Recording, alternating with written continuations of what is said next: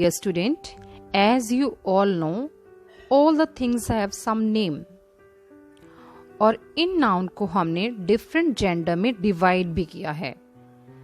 Like in English, there are 4 kind of gender, like masculine gender, feminine gender, common gender, and neuter gender. These are the kind of gender. Let's have some example. Like first sentence is Sanjeev is a boy. He is my brother. Second sentence, Shivani is a girl. She is my sister. अब हमें इन दोनों ही sentence में very clearly we are able to know that in the first sentence we are talking about a male because इसमें boy and brother की बात हो रही है. And in the second sentence we are talking about female as girl and sister is used here. So when a noun, जब कोई noun या name किसी male को denote करता है, that is called masculine gender. Here are some example like man, king and lion.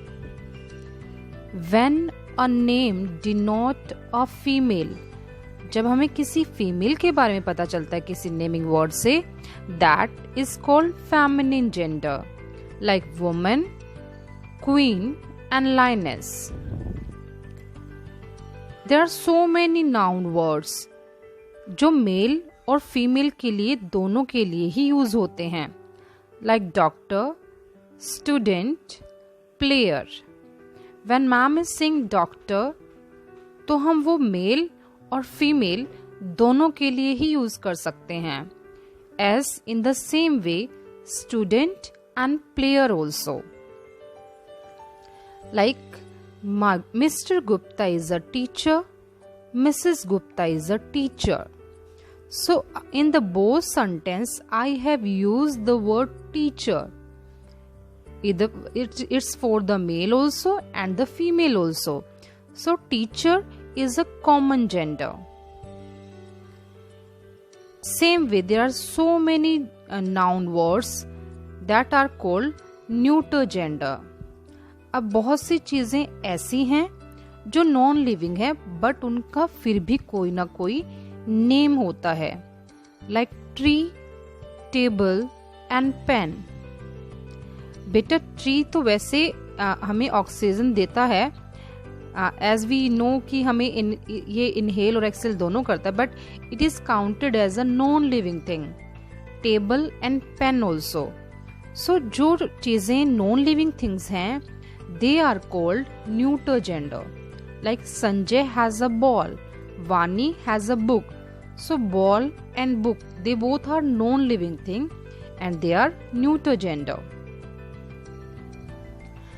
There are so many masculine and feminine gender.